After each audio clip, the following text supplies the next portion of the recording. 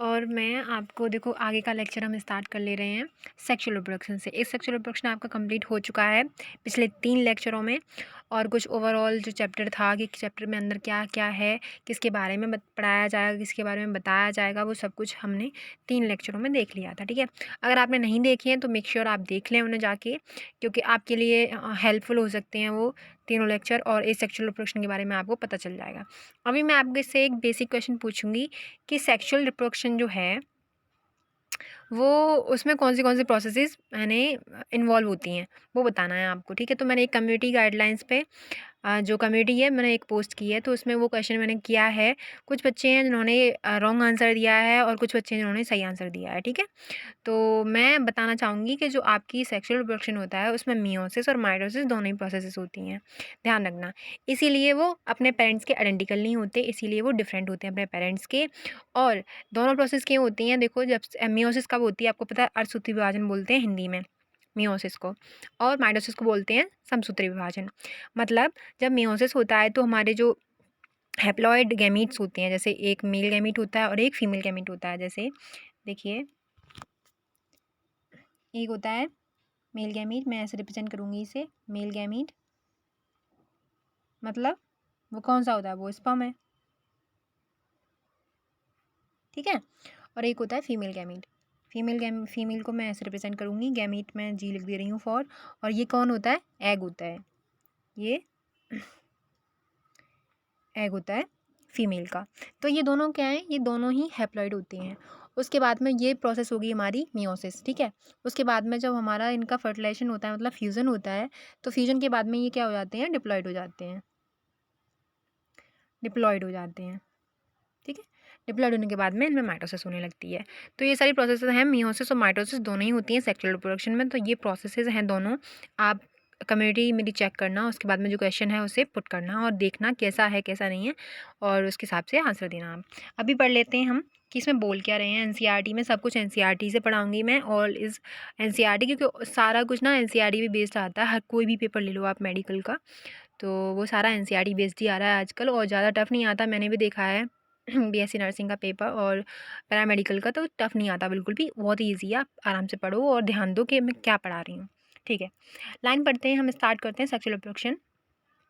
Sexual reproduction involves formation of the mails and female gamete. अभी मैंने बताया mail और फीमेल दोनों गैमीट होते हैं। मतलब फीमेल गैमीट हो गया हमारा, जो हम ह्यूमन में बात करेंगे इन ह्यूमन, तो वो फीमेल गैमीट हो जाएगा हमारा एग, और मेल गैमीट हो जाएगा हमारा स्पर्म। तो ये दोनों गैमीट्स होते हैं और ये दोनों ही हैप्लॉइड होते हैं, हैप्लॉइड। ठीक है, दोनों जो मेल और फीमेल गैमीट होते हैं ना इन ह्यूमन में, तो ये दीज आर हैप्लॉइड,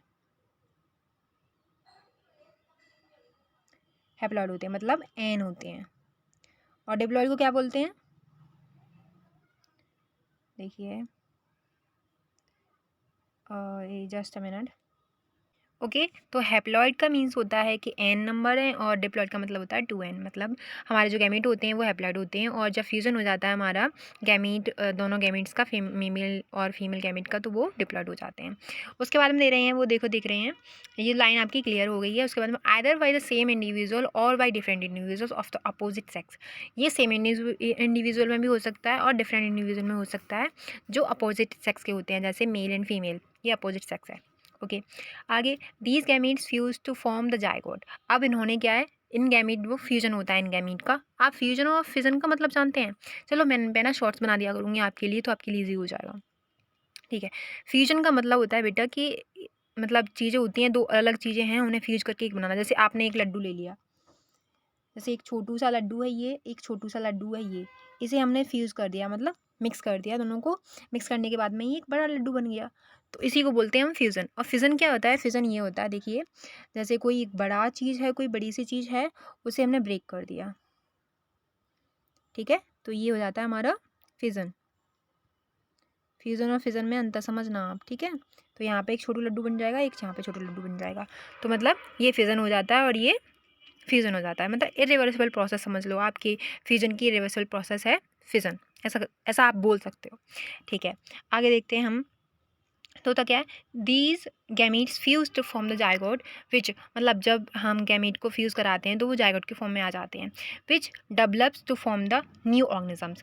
उसके बाद में क्या होता है, एक न्यू ऑर्गेनिज्म हमें मिल जाता है, मतलब उसका फॉर्मेशन हो जाता है। जैसे देखो हमने गैमीट, 2 गैमीट लिए, जैसे ये क्या है हमारा, जस्ट अ मिनट, ये हमारा है मेल गैमीट और प्लस कर देंगे इसे यहाँ पे फीमेल गैमीट। ओके, इसे हमने यहाँ पे क्या कर दिया, या फ्यूज़ कर दिया, यहाँ पे फ्यूज़न हो गया, फ्यूज़ कर दिया हमने, ठीक है, मतलब फर्टिलाइजेशन बोल सकते हो आप, हो गया। तो यहाँ पे क्या बनेगा, यहाँ पे हमारा जायगोट बन जाएगा। जायगोट बनने के बाद में हमारी फर्दर प्रोसेस होती है, मतलब डेवलपमेंट होता रहता है, डिवीज़न होता रहता है उसमें। उसके बाद में हमें एम्ब्रियो मिल जाता है, एम्ब्रियो, ठीक है, उसके बाद में हमें एम्ब्रियो मिल जाता है। तो ये सारी प्रोसेस होती हैं आपकी स्टार्टिंग से हमारे सेक्सुअल रिप्रोडक्शन में। पहले गैमीट होंगे, गैमीट मिलके फ्यूज़ होंगे, फ्यूज़ होने के बाद में जायगोट बनाएंगे, जायगोट बनाने के बाद में एम्ब्रियो, एम्ब्रियो के बाद में फर्दर फिर डेवलपमेंट हो जाता है फीटस का, फीटस बोल दो आप, ठीक है, फीटस मतलब बन जाता है उसके बाद में। अब आगे देखते हैं क्या बोल रहे हैं ये, कि फॉर्म द न्यू ऑर्गेनिज्म, ठीक है, it is an elaborate complex and slow process. ये कैसी प्रोसेस है, एक कॉम्प्लेक्स प्रोसेस है और स्लो प्रोसेस है as compare to asexual reproduction. जो मैंने आपको पहले बताया था कि एसेक्सुअल रिप्रोडक्शन है वो क्या होती है, वो स्लो होती है या फास्ट होती है। तो आपने मुझे बताया था, या फिर मैं ही बता देती हूँ आपको, कि वो फास्ट होती है और वो सिंपल होती है as compare to sexual reproduction. तो हमारे जो आप याद रखना, सेक्सुअल रिप्रोडक्शन कैसी है, कॉम्प्लेक्स है, स्लो प्रोसेस है, ठीक है। और उसके बाद में देखते हैं आगे, because of the fusion of male and female gametes sexual reproduction results in offspring that are not identical to their parents और अमंग्स देमसेल्व्स। मतलब ये बोल रहे हैं कि because of the fusion, fusion की वजह से क्या होता है, जो उनकी ऑफस्प्रिंग होती है सेक्सुअल रिप्रोडक्शन में, जो ऑफस्प्रिंग बनती है, जैसे हमारे पेरेंट्स हैं, हम उनकी ऑफस्प्रिंग्स हैं, ठीक है।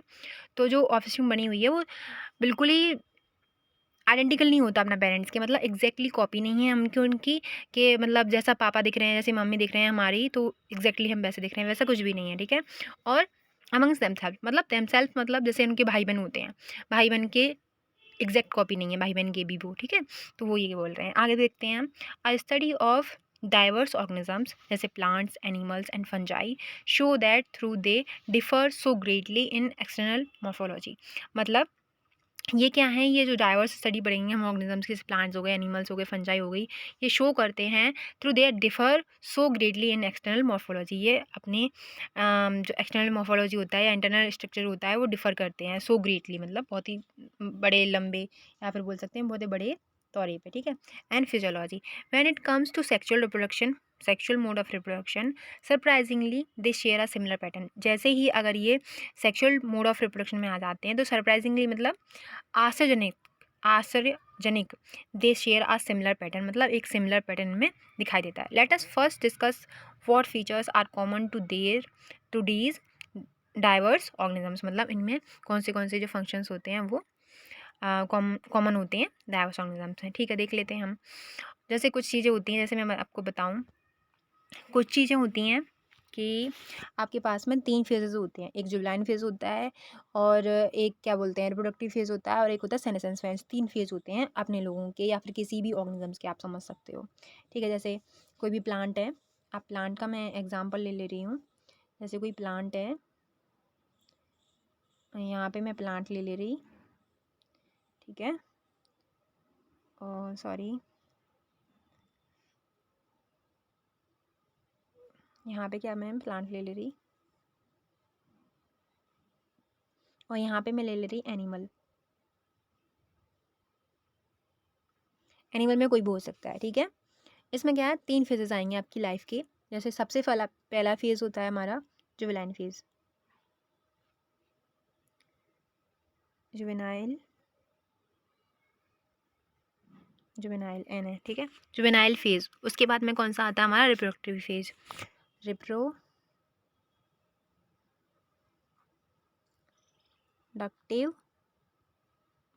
फेज आएगा। उसके बाद में आता है हमारा सेनेसेंस फेज, सेनेसेंस फेज़, ठीक है। ये 3 फेजेस आते हैं हमारी लाइफ के, चाहे प्लांट हो, चाहे एनिमल हो, चाहे अदरवाइज़ और भी कोई चीज़ हो। क्योंकि देखो सबसे पहले हम बच्चे होते हैं, उसके बाद में हम रिप्रोडक्टिव करते हैं, मतलब हम रिप्रोडक्शन में अपनी अपने जैसी प्रोजनी को या फिर मतलब अपनी ऑफस्प्रिंग को जन्म देते हैं। उसके बाद में हम बूढ़े होते हैं। तो बूढ़े बूढ़े ओल्ड एज होती है, सेनेसेंस का मतलब होता है ओल्ड एज। ओल्ड एज के बाद में आपकी डेथ हो जाती है। तो मतलब 3 मेन फेजेस होते हैं हमारी लाइफ के, ठीक है। तो वो यही कह रहे हैं यहाँ पे। आगे देखते हैं हम क्या, देखो all organisms have to reach a certain stage of growth, मतलब आपको पता है हर एक ऑर्गेनिज्म एक सर्टेन स्टेज ऑफ ग्रोथ होती है इनकी, एंड मैच्योरिटी होती है इन देयर लाइफ, ठीक है, before they can reproduce sexually, मतलब reproduce sexually, before they can reproduce sexually, मतलब उससे पहले, जैसे रिप्रोडक्शन जो सेक्सुअली रिप्रोड्यूस करते हैं उससे पहले की अलग स्टेज ऑफ ग्रोथ होती है और मैच्योरिटी होती है, ठीक है। That period of growth is called juvenile phase, मतलब जैसे रिप्रोडक्टिव फेज से जो आगे पहली आती है, जैसे हमारा क्या है, गर्ल्स का क्या होता है 11 या 12 से आपकी रिप्रोडक्टिव फेज स्टार्ट हो जाता है। उसके बाद में जो मेल्स होते हैं उनमें थोड़ा डिले होता है, 14 16 ऐसा समझ लो आप, 14 मैक्सिमम 14 होता है, वहाँ से उनका रिप्रोडक्टिव फेज स्टार्ट हो जाता है। तो जो 14 से पहले का है और जो 11 से पहले का फेज़ होता है उस फेज़ को बोलेंगे हम जुवेनाइन फेज़, ओके। और रिप्रोडक्टिव फेज़ की आप बोलेंगे, जैसे 11 और 12 आप क्रॉस कर रहे हो तो आप उसमें किस में आ गए, रिप्रोडक्टिव फेज़ में आ गए। फिर सेनेसेंस होता है आपका 50 के बाद में या 40 के बाद में। जनरली में जो फीमेल्स होती हैं उनमें 45 के बाद या 50 के बाद में आपका सेनेसेंस फेज़ आ जाता है। और जो मेल्स होते हैं उनमें तो उनमें भी इतना ही समझ लो आप, 55 50 ऐसे समझ लो, ठीक है। तो वो सेनेसेंस फेज़ में या फिर ओल्ड एज में आ जाते हैं, ठीक है। तो ये फेज़ कौन सा है हमारा, जुवेनाइन फेज़ है। It is known as vegetative phase in plants. अब इस फेज़ को हम प्लांट्स में किसे क्या बोलते हैं, वेजिटेटिव फेज़ बोलते हैं इस फेज़ को। मतलब हम लोगों में बोलेंगे, जैसे एनिमल्स होते हैं उनमें जुवेनाइन फेज़ बोलेंगे इसको, और जो प्लांट्स होते हैं उनमें वेजिटेटिव फेज़ बोलेंगे। This phase is of variable duration in different organisms. अब देखो ये फेज़ क्या है, वेरिएबल हो सकता है। वेरिएबल का मतलब कि उनकी टाइम ड्यूरेशन अलग अलग हो सकती है। जैसे हम हैं तो हम क्या है, हम 14-15 एज पे जाके हम क्या हो जाते हैं, रिप्रोडक्टिव फेज़ हमारा स्टार्ट हो जाता है। या फिर आप 11-12 गर्ल्स का और 14-15 मेल्स का, ठीक है। उसके बाद हम देखो, अब जैसे प्लांट ले लो आप, तो प्लांट का अलग होगा स्टेज भाई। जैसे उनका फलने और फूलने का जो होता है ना, एक फलना फूलना आप बोलते हो, तो वो क्या है, रिप्रोडक्टिव फेज़ है उनका, फलना फूलना। तो वो अलग स्टेज पे होता है। जैसे उनका कोई पेड़ होता है कि उसका जो फलना फूलना होता है वो 12 ईयर के बाद में या फिर 20 ईयर के बाद में, ऐसे मतलब हर एक ऑर्गेनिज्म में वेरी करता रहता है। और जैसे अपने जो पशु होते हैं उनमें 3-4 साल के बाद में वो रिप्रोडक्टिव फेज़ में अपने आ जाते हैं। तो ये सारे फेजेस अलग अलग होते हैं, वेरिएबल होते हैं ड्यूरेशन इन डिफरेंट ऑर्गेनिजम्स, मतलब अलग अलग ऑर्गेनिजम्स में डिफरेंट टाइप के ये फेजेस होते हैं, ठीक है। उसके बाद में देखो, the end of juvenile vegetative phase which marks the beginning of reproductive phase, मतलब देखो यहाँ पे बोल रहे हैं वो, जब जुवेनाइन फेज खत्म होता है उसके बाद में वो बिगिनिंग करता है, मतलब शुरुआत होती है हमारी रिप्रोडक्टिव फेज की। Can we seen easily in the higher plants when they come to flower, मतलब हम इसे आराम से देख सकते हैं हायर प्लांट्स में जब वो फूलते या फलते हैं, फूलते फलते दोनों हैं, ठीक है, तो हम देख सकते हैं। अब क्वेश्चन पूछ रही है NCERT, how long does it take for marigold, rice, wheat, coconut, mango plants to come to flower. अब बताओ, आपको इसमें से बताना है मैरीगोल्ड और राइस और व्हीट और कोकोनट और मैंगो प्लांट हैं वो कब फलते और फूलते हैं, ठीक है। तो मैं आपको बता दे रही हूँ राइस का और व्हीट का। जैसे राइस और व्हीट वाले जो प्लांट होते हैं वो आपको पता है जनरली वो 3 महीने का उनका ड्यूरेशन होता है। उसी के बीच में उन्हें बढ़ना है, मतलब उनका जो वेजिटेटिव फेज़ है वो है, रिप्रोडक्टिव फेज़ है वो है। उसके बाद में वो 3 महीने के बाद में वो क्या हो जाते हैं, अपने सेनेसेंस फेज़ में आ जाते हैं, मतलब पक जाते हैं अच्छे से। मैच्योर इन द सेंस मतलब सेनेसेंस होता है ओल्ड हो जाते हैं, ठीक है, ये बोल सकते हैं, यहाँ पे बोल सकते हैं आप। तो come to flower in some plants where flowering occurs more than once, अगर किसी प्लांट्स में जैसे मोर देन वंस मतलब एक से अधिक, एक से अधिक टाइम बाद आपके फूल और फ्लावर आ रहे हैं, बार बार फूल रहे हैं। जैसे आपका होता है, देखो आम होता है, आम क्या है 2 से 3 बार मतलब साल में फल से फूल फूल जाता है, फल फूल आ जाता है उन पर, ठीक है। What would you call the inter flowering period, juvenile और मैच्योर। अब इस फेज को आप जुवेनाइन बोलेंगे या मैच्योर बोलेंगे, ये बताओ मुझे। ये हमारा जुवेनाइन फेज में आता है, ठीक है, अकॉर्डिंग टू योर एनसीईआरटी और इसकी जो लाइन्स है उसको पढ़ने के बाद में, ठीक है।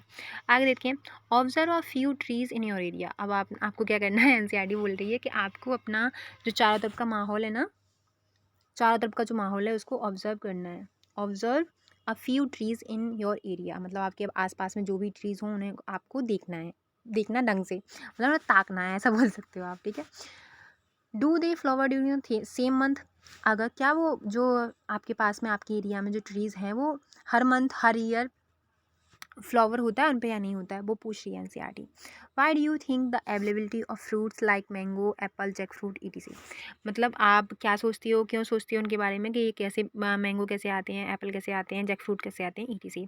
ये सीजनल होती हैं। सीजनल मतलब कि मौसम के अनुसार आते हैं। जैसे अभी मौसम है कि सर्दियों में ये फल आएगा और गर्मियों में ये फल आएगा, तो ये सीजनल बोलते हैं ऐसे, ठीक है। Are there some plants that flower throughout the year and some others that show seasonal flowering, कुछ प्लांट्स होते हैं जो थ्रू आउट द ईयर फूलते फलते हैं और कुछ होते हैं जो सीजनल फलते फलते हैं, मतलब एक साल में 2 बार, ऐसा बोल सकते हो। Plant the annual and biennial plant types, मतलब प्लांट्स कैसे होते हैं, एनुअल होते हैं और एक बाइनियल होते हैं। मतलब एक एनुअल का मतलब होता है साल में 1 बार और बाइनियल का मतलब होता है साल में 2 बार, ठीक है। Show clear cut vegetative reproduction and senescent phases, ठीक है, वो क्लियर कट दिखाते हैं आपको कि रिप्रोडक्टिव फेज अलग होगा और सेनेसेंट फेज होता है वो अलग होगा। But in the perennial species, perennial species क्या होती है, it is very difficult to clear define these phases. पीएन का स्पीसीज मतलब होता है बेटा मोर देन वंस, मतलब आप 2 से 4 बार मतलब वो फलते फूलते आ रहे हैं, तो उनमें थोड़ी सी डिफिकल्टी होती है हमें डिफाइन करने में कि उनके कैसे कौन से फेज कब आता है, ये डिफाइन करने में।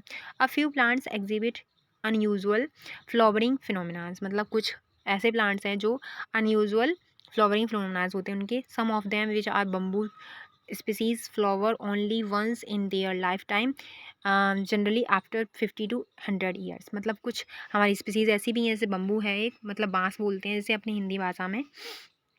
तो बांस क्या होता है हमारा, वो एक ही बार फूलता है अपने लाइफ टाइम में सॉरी लाइफ टाइम में, ओके। तो जनरली वो 50 से 100 साल के बीच में एक बार फूलता है, उसके बाद में वो डाई हो जाता है। Produce large number of fruits and dies, मतलब वो लार्ज नंबर ऑफ फ्रूट्स या फिर आप बोल सकते हो कि लकड़ी देता है अच्छा सा बम्बू, उसके बाद में वो मर जाता है। अनदर प्लांट है हमारा स्ट्रॉबिलेंथस, स्ट्रॉबिलेंथस कुंथियाना बोलेंगे, स्ट्रोमिलेंथस कुंथियाना, जिसे नीला कुरिंजी बोलते हैं हम। फ्लावर वंस इन 12 ईयर, अब ये स्ट्रोबिलेंथस कुंथियाना जैसे हम नीला कुरिंजी बोलते हैं, ये फ्लावर्स कैसे होते हैं मैं आपको बताती हूँ। ये वंस इन 12 ईयर में ये फूलते हैं। इनके फ्लावर्स होते हैं ब्लूइश कलर के, ठीक है, और जो केरला साइड मिलेंगे आपको। As many of you would know that plants flower during September October 2006 में ये पहली बार मतलब लास्ट फूले थे, उसके बाद में अभी आप लगा सकते हो कि 12 साल बाद भी ये दोबारा से फूलेंगे। It's mass flowering transformed large tracts of hilly areas in Kerala and Karnataka and Tamil Nadu, ये कहाँ पे मिलेंगे आपको। इनका जो फ्लावरिंग मास होता है काफ़ी अच्छा होता है, लार्ज आप बोल सकते हो लार्ज उसमें प्रोडक्शन होता है उनका, ठीक है। तो हिली एरियाज़ में केरला में, कर्नाटका में, तमिलनाडु में into blue stressed and attracted a large number of tourist, मतलब बहुत सारे लार्ज नंबर ऑफ टूरिस्ट होते हैं, उन्हें वो अट्रैक्ट करते हैं ये, ठीक है। तो मैं आपको हाईलाइट कर दे रही हूँ, देखो it's mass flowering transfer large tracts of hilly areas Kerala and Karnataka and Tamil Nadu into blue stretches attracted to the large number of tourists, ठीक है। In animals, the juvenile phase is followed by morphological and physiological changes prior to active reproductive behaviors. The reproductive phase is also variable during different organisms. अब जो reproductive phase होता है हमारा वो very करता है पर्सन टू पर्सन या फिर ऑर्गेनिज्म ऐसे बोल सकते हो आप, ठीक है। तो हमारा जो जुवेनाइल फेज होता है वो भी followed by morphological and physiological changes prior the active reproductive behaviour, मतलब उनके अंदर में कौन से चेंजेस आते हैं फिजियोलॉजिकली और मॉर्फोलॉजिकली उनमें चेंज आते हैं। तो ये हमने आज पढ़ लिया है। इसके बाद में हम आगे स्टार्ट करेंगे कि आपके जो रिप्रोडक्टिव फेज होते हैं वो वेरी कैसे करते हैं ऑर्गेनिज्म टू ऑर्गेनिज्म या फिर पर्सन टू पर्सन। पर्सन तो नहीं बोल सकते हम, ऑर्गेनिज्म टू ऑर्गेनिज्म बोल सकते हैं, ठीक है। तो ये वेरी करता है। आगे का होगा आपका ये, can you list the change seen, अब आपको ये मैं होमवर्क दे रही हूँ। Can you list the changes seen in human being that are indicated of reproductive maturity. आपको ये सारी जो लाइन बताई गई है ना एनसीईआरटी ने क्वेश्चन पूछा है, तो ये क्वेश्चन है आपको, आगे चैप्टर आएंगे रिप्रोडक्टिव हेल्थ या फिर रिप्रोडक्टिव ह्यूमन रिप्रोडक्शन, तो उसमें मैं पढ़ा दूँगी आपको, ठीक है। आज के लिए इतना ही। Thank you so much for watching and bye, take care and love you so much and bye, keep going, keep hustling, bye.